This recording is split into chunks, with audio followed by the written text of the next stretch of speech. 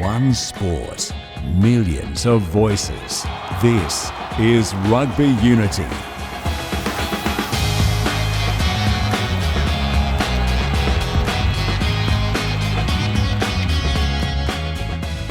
Hello everyone and welcome once again to Rugby Unity, a podcast with a very simple mission, and that is to help secure the future prosperity of rugby union around the world. My name is David Pembroke and I'm joined, as always, by my co-host Eddie Jones from Japan. And Eddie, I have my thoughts about the game, about the event, about the tour so far, but I'll save those to get your thoughts about the game against the Reds. Well, it's a bit of an anticlimax. I think, the Reds fronted up for about 20 minutes. We're obviously missing probably four or five key players and really didn't come to the party after the first 20 minutes, and there was one-way traffic for the Lions. I think from the Lions' point of view, they'd be pretty disappointed with the game. Yeah, they need some hard rugby to prepare themselves for the test match. And, they'll be hoping that the Waratahs and the Brumbies, I think, can stump up next. Why do you think the Reds weren't up to the challenge? I just think it's the depth of rugby in Australia. We're seeing that the players who are replacing the test players aren't up to the level of performance against the top players. And, the last, 50 minutes of the game, the power differentiation between the teams was just extraordinary. The Lions won every ruck pretty easily. Ball came back on the plate, whereas the Reds were struggling to get any sort of ruck speed because their carriers firstly were standing still. How many times do you see the ball thrown back to three players standing still and then he runs into two tacklers and tries to get quick ball? And that was done repeatedly over again. Then after two goes at that, they throw the ball back to 10, who's even deeper, who has two runners that just gets lined up and the whole process starts again. They had no attacking, kicking game. I think, it's an issue for Australian rugby in terms of their depth. We've spoken about that before, so I don't want to be like a broken record. No, and I don't want to be either, and I don't want to be too negative, but I think that, and we'll get to some of that conversation just in a moment. But let's focus on the Lions for the moment. Who caught your eye? No, I think it's hard to say in a game like that, mate. That was such a non-contest after the first 20 minutes. And, if you look at any game of rugby, the first 20 minutes is a contest. Doesn't matter who's playing. So there's no honour in fronting up for 20 minutes. But after that, it was such an easy game for the Lions. Finn Russell looks okay, but, at the moment he's playing under no pressure. He's allowed to drift across the field, but certainly looks really composed and fit. You look at his face, he looks really healthy. He looks like he's really, wants to go there and make a difference to the tour. Atoje was busy, was round and about. Yeah, no, great work rate. He looks like he's getting back to his best, definitely. And the Welsh flanker, Morgan, Queensland presented a lot of opportunities for him to create havoc at the breakdown, and he did. But it's fair to say, isn't it, that the games have lacked that intensity. They've lacked that bite. They've really lacked that. You're looking forward to seeing people, fold in defence, seeing those massive big hits. But it just seems that the Lions are doing what they need to do, and they're winning comfortably, so they don't have to do too much more than they are doing. But there's just that lack of intensity about the matches themselves that so far have been pretty disappointing. Yeah, well, I think, the Lions traditionally in the old days, you go back to, they were big physical contests and now, and probably violent as well. A lot of Lions history is about violent games that, stand out in people's memories. And obviously for all the right reasons, violence has gone out of the game. So it's the intensity of the contest around the breakdown and around the carry and the tackle that's the thing that people want to see. And as you rightly said, we haven't seen much of that.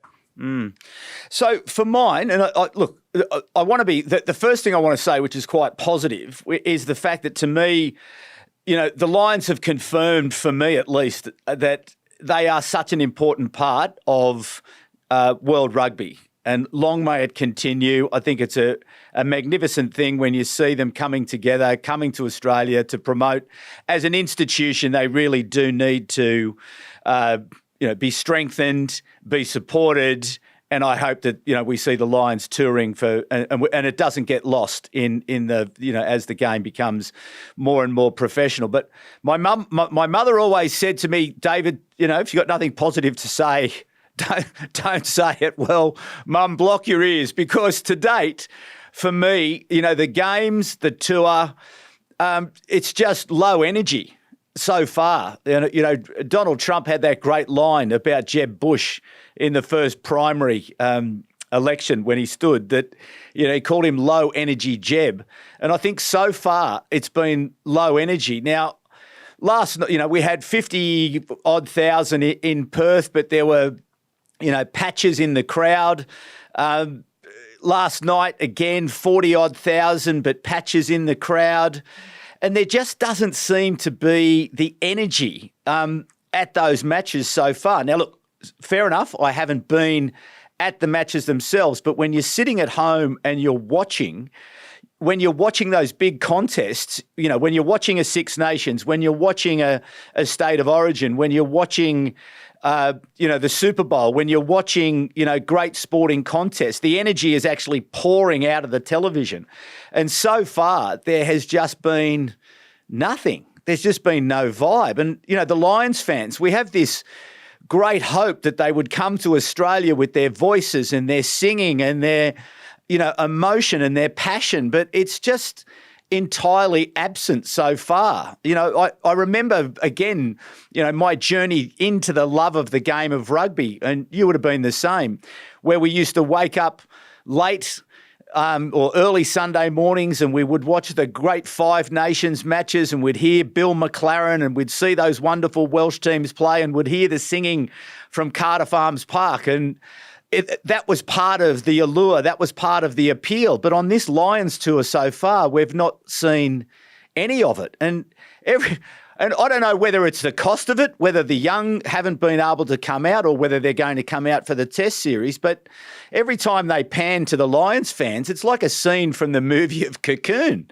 Like all the, boomers on holidays. Now, I'm a boomer, so I think I can say that. But there's just not the energy in the place, Eddie Jones. And are you seeing that? Are you feeling that? Because it really, so far, I've found it to be a disappointment. And I know that's not going to be popular, and I know people are going to say, don't talk the game down, but we've got to be a bit more straight talking about a whole lot of things in rugby so as that we can help secure the future prosperity of the game. I would say they're underwhelming, mate. But I think most starts to Lions tours are, if apart from, I remember New South Wales and the Lions, when was that, 2001, was it? When McRae New South Wales. That was stripe. But that was foul. Yeah, that was foul. But it had a bit of drama about it. And what you're saying at the moment, it lacks a bit of drama. I don't read the media, so I don't know what's been happening in the media. It just seems to be very nice and pleasant, and Australia doesn't seem to have any coordinated approach to upset the Lions. Maybe that doesn't happen anymore. But it all just seems a bit nice, and the two teams they've played against have been lacking their top players and really haven't been in the contest. So, when will the tour heat up? I think it'll probably be the first test, mate, in reality, unless the Brumbies can do something.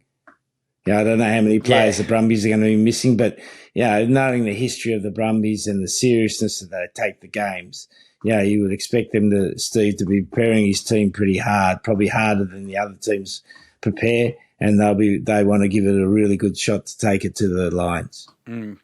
Well, okay, maybe I need to hold fire, but I think that lack of tension, and I think that's part of the problem in Australia is that, and more broadly, is that when the media becomes the marketing department, That is a big issue, and that's part of the problem we have in Australia at the moment, is that the rights holder, which is the Nine Entertainment Group, who owns the rights, and they're effectively a partner of Rugby Australia. So they own the television, they own the radio, and they own the newspaper, and that's a problem because you need tension. Now, back in the day, back in the late 90s, early 2000s, when we were running the Brumbies and we were running Australian rugby, and even with Rod McQueen, there was perpetual tension with the media.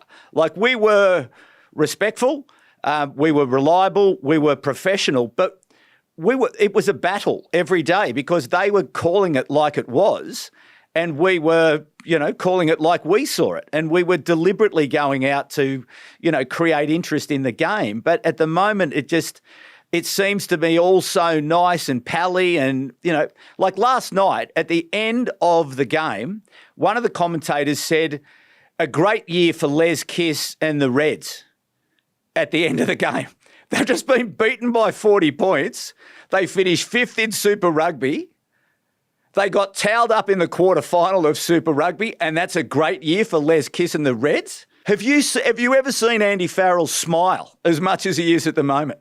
He is sitting back here licking his chops, and we are playing along. We get beaten by the Force. Nick White, I like Nick White, great bloke, but he couldn't wipe the smile off his face, and they got beaten by 50. Last night, Reds can't wipe the smile off the face, swap the jerseys, beaten by 40.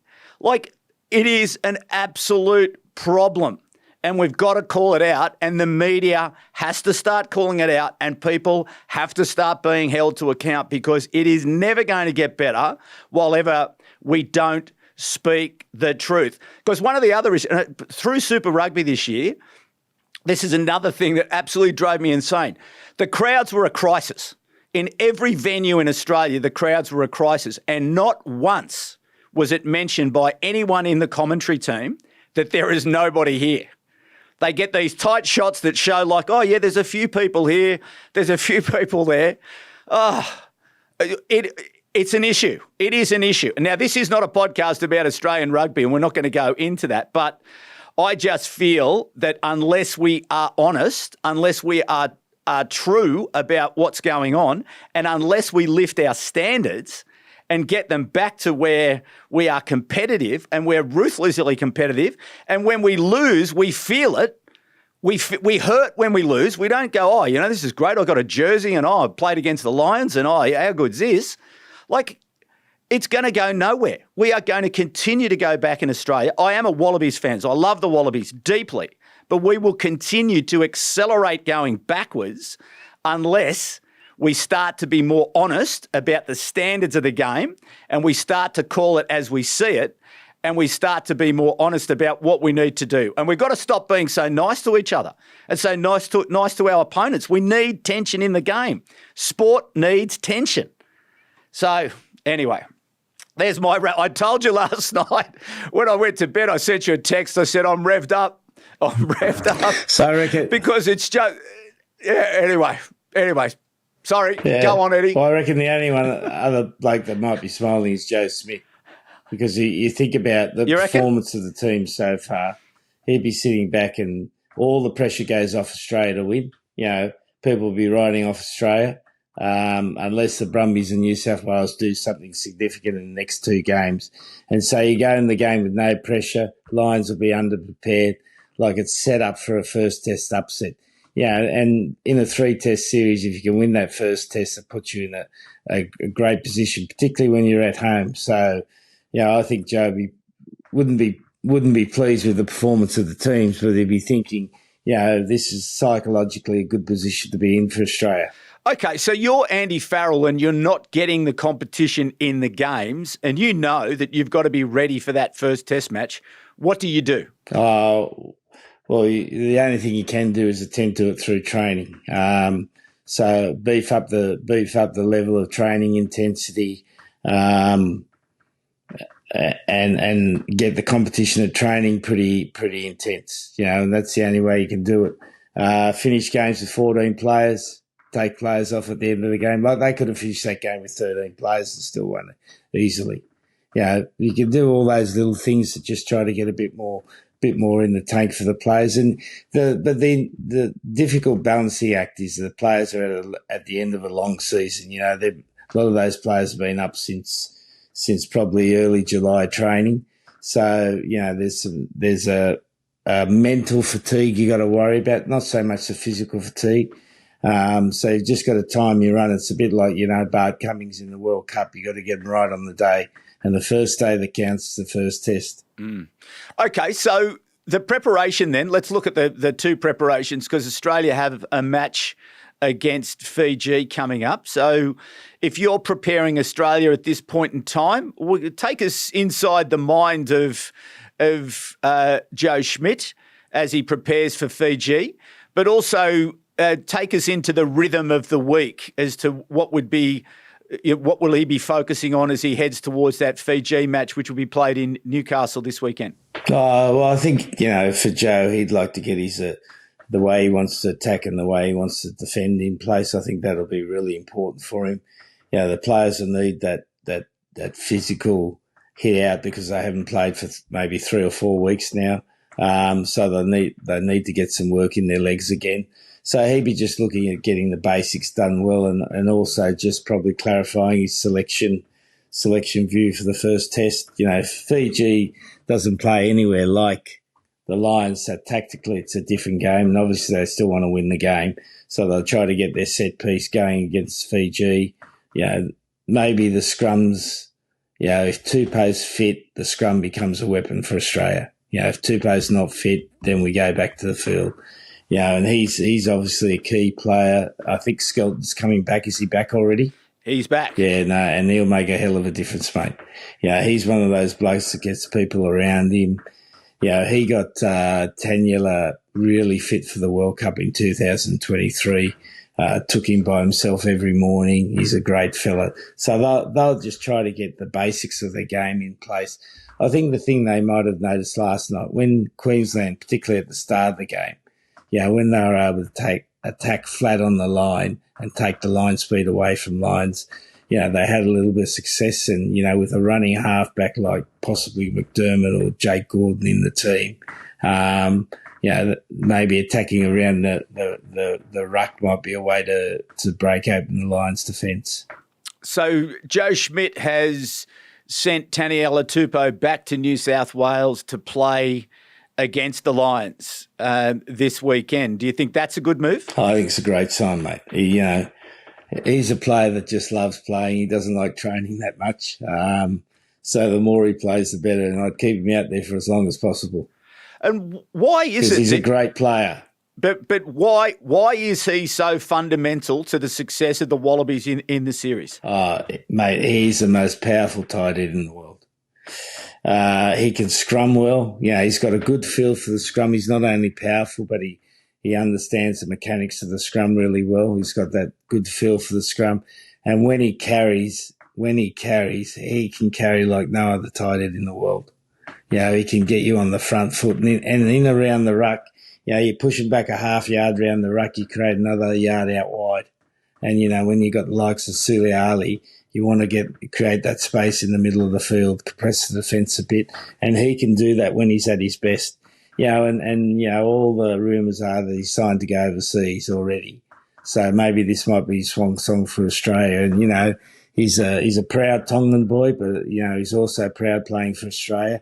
And, maybe this might be the motivation that encourages him to give a bit more. But why then play him against New South Wales and not play him against Fiji? Because he'll probably get more out of the game against the Lions. He gets the scrummage against them. I think the main area would be scrummaging, and he's probably not fit enough, mate. Joe's had a look at him, and he's probably not fit enough, so he thinks he needs a harder game, which would possibly the game against the Lions rather than Fiji. Or the other bit could be that they just decided to cut their losses. They can't get him fit. So there's two cases there, mate. Well, he certainly had a challenging Super Rugby season. Like, he has not played well. He has not played consistently. So is that an issue? Can you flick a switch and get high performance?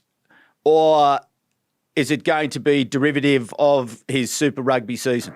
Well, I think the younger you are, the easier it is to flick a switch. The older you get, the harder it is. And he is starting to get a bit older now. But I've seen him do it, mate. I saw him get ready for the World Cup in 2023.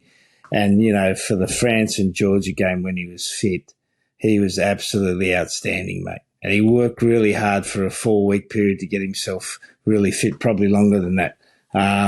So if he can get his mind on the job, you know, he's quite like most of the good players are. Most of the good players are pretty complex characters. You know, they're not simple characters, and you just got to find the sweet spot in their head to get them to really want to commit to give absolutely 100%.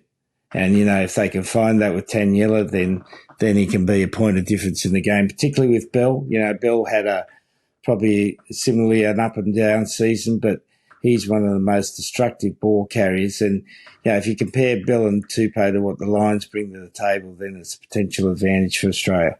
So, just before we move on from Australia, is there anyone that you've seen in these first two matches playing for either the Force or the Reds who you would consider as, Dylan Peach, for example, maybe others? Are there anyone else that you might have seen against the Reds that you think, okay, there's something there that the Australians could work with that could add some depth to the Wallaby squad for the Test series? I think it's great to see Dylan Peach continue his development as a player. Yeah, he's a good, hard-ranging winger. He's got a little bit of pace. Yeah, and that's the other thing that stood out for the Lions for me, that they lack a fair bit of pace. You know, they got power in Van der Merwe, but their backs are not endowed with a lot of pace.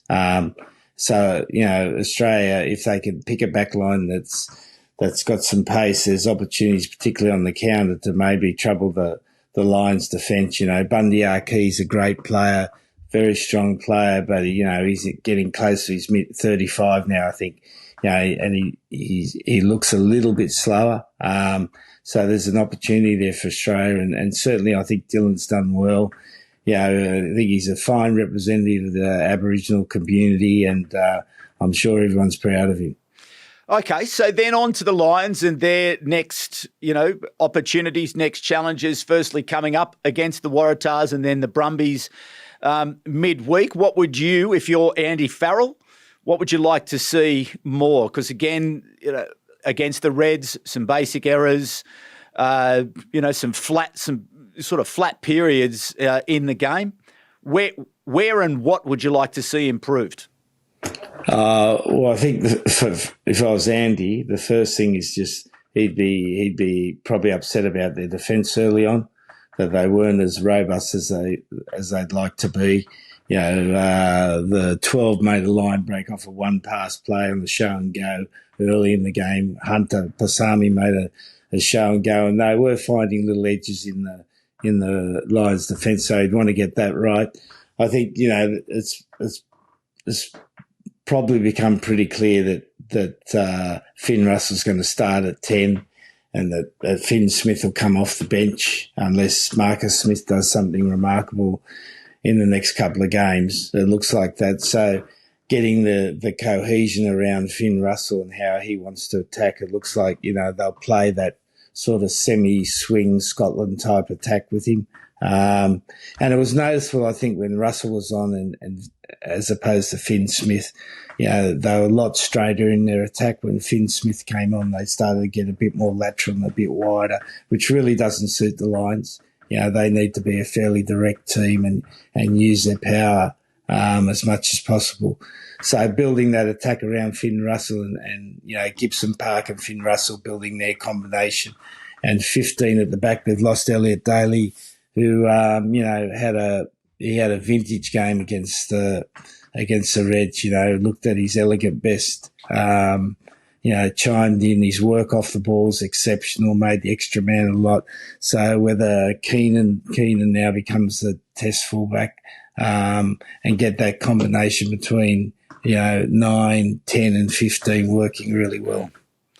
So the theory at the moment is that the test team will be the first run for the test team, or the likely test team will be against the Brumbies in Canberra on the 9th of July. Does that make sense to you that that's about the right time to be getting ready? About 10 days before the first test match? Well, I don't think there's ever a right time, mate. I think, the balancing act is you want them as early as possible together, and they might be training like that together. We don't know. But you've also got to keep that competitiveness in a big squad, that everyone feels like they're competing for a spot.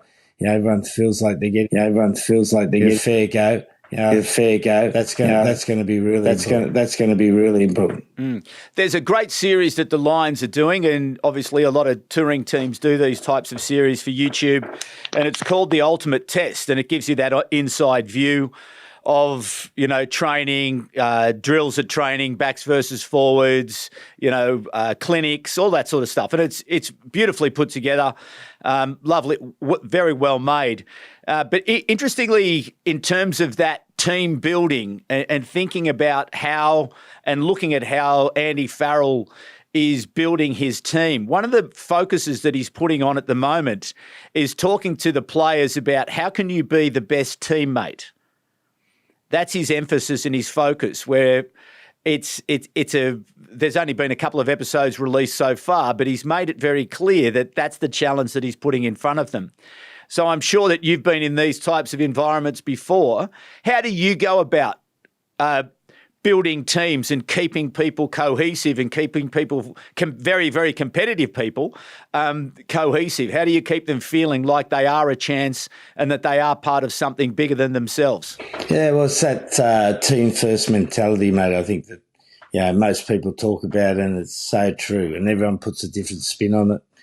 How do you make the individual realise that the team's the most important thing and the team can help them as an individual? And I think it's being very clear about the behaviours that add to the team. What are winning behaviours and what are non-winning behaviours? And when you see winning behaviours, really praise, reward those winning behaviours. And when you see non-winning behaviours, correct them. And it's always easier as a coach to correct if the players think you care about them. So, that'll be a big part of the environment there. And, Andy's got that sort of northerner, matey type approach, and I think that'll sit well with all the players. Obviously he's English. He's had a great relationship with Ireland. There's only a couple of Welsh guys. Scotland, he's got Finn Russell probably, in the inner sanctum. So in that way, you've created a situation where they'll all work on together, because, other Lions tours have been difficult because of that. You think about Graham Henry in, 2001, and he had a difficult tour where the English blokes didn't want to have a bar of him, basically. So they went off and did their same, Austin Healy and all that brigade went off, and it was, Austin first, not team first. Yeah. No, he does also seem to have selected a good, mature training sort of support coaching team. Fogarty, the scrum coach, looks like a real character, and and obviously they're only showing you what they want you to see, but you do get a sense that there's that maturity, and Andy obviously has the complete and total respect of everybody around him. And so, hard conversations are possible when the respect and the care is in place. So interesting to see how they will enjoy the next little time. And we look forward to welcoming the Lions to Canberra on the 9th of July. And Rugby Unity is going live with our friends at the Dock and the Brumbies. We've got a big event. It's a party, essentially, that's going to take place on the day of the game at the Dock, and you can go to Humanitix if you want to pick up a ticket there. It's $50. You get a stubby holder and you get a few other bits and pieces. But the other thing is that the fundraising is for the local clubs here in Canberra. So it's a big fundraiser for the clubs, and we would like to see as many Lions fans as there as possible. So if you go to Humanitix, HUMANITIX, and look up the Dock, It's $50 and it starts at 12. It finishes at 6. And at 6 o'clock, or maybe it'll probably be about 5:30 because it's getting a bit dark these days in Canberra, or it is a bit dark at 5:30. There'll be a bus. So you will walk all of 3 metres to get onto a bus that will take you out to the game. And at 4 o'clock, we are going to have a sing-along with the Australian Rugby Choir. I'm going to get this. I'm going to bring singing back to rugby, Eddie Jones. That's another one of my missions here at Rugby Unity, because in marketing, they talk about differentiation. And one of the differentiation points in rugby is the singing. I will never forget 1991. I was a reporter for the ABC, the World Cup. We absolutely towed up the Welsh. I think it was 38-3. The boys played magnificently, but I will never forget the crowd singing Cullen Lan, singing Bread of Heaven, and it seems to have gone out of the game. And when we want to differentiate ourselves from the AFL, from league, from soccer, from others, we had this great tradition, but it seems to be lost. So anyway, the rugby, are you much of a singer, Eddie, by the way? Zero, mate. Like a song? Zero, mate. There's a surprise. But anyway, well, Eddie Jones mightn't sing, but everybody else will be singing. So that'll happen at about 4 o'clock. And we've got all the great songs, and it'll be a great afternoon. We're going throughout the day. Lions fans have to talk to Brumbies fans in groups, in individuals. If you're just in Lions together, we're going to pull you apart. We're going to have a great rugby occasion. So that's the 9th of July at the Dock. And as I say, we'd love to see as many people as possible. We're expecting that there might be 5, 6, possibly even 700 people there for the afternoon. We'll be speaking to all sorts of personalities. I was talking to Laurie Fisher the other day. He's going to drop by. I'm hoping Stephen Larkham will be able to come and see us on his way to the game. David Nusafora, ring me back. I want David Nusafora to come and see me. The chairman of World Rugby, the chairman, is going to be in town for a big Legends lunch that the Brumbies have on the Tuesday. But I'm going to see if I can talk him to coming down as well.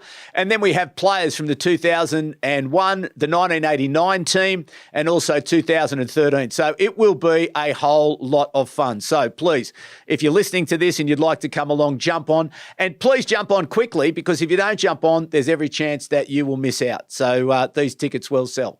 So there you go. All right. Well, Eddie Jones, thank you so much. Big week for you, big weekend. Good luck. I hope things go well for you. And I look forward to watching the game. It sounds like you've got, as you said the other day, sold out crowd, great excitement. The Welsh coming, a very strong Welsh team. Again, should be another great rugby occasion, but this time in Japan. Yeah, no, mate, we're looking forward to it. But, again, the key period for us is going to be after that 20-minute mark. We've got to try to keep breaking up the game so we don't allow the power of Wales to dominate us. So it's a bit of a tactical, physical and mental challenge for us to get it. We've had a good practice, so we're ready to go. Excellent. All right, fantastic. All right, everyone. So tune into that as well. If you're here in Australia on Stan, I'm sure it'll be broadcast wherever you are in the world. Thank you very much for the. We were approached the other day from one of my mates in Germany who wants us to do a program on German rugby. So stay tuned for that. We will be doing that into the future as we again look at the game globally. How can we work together? How can we join this game up? How can we really realise the fun, wonderful potential that we do have? So, listen, looking forward to that. Looking forward to keep working to help secure the future prosperity around the world. But for the moment, my name is David Pembroke. Please be kind to each other. We'll be back next week, and it's bye for now.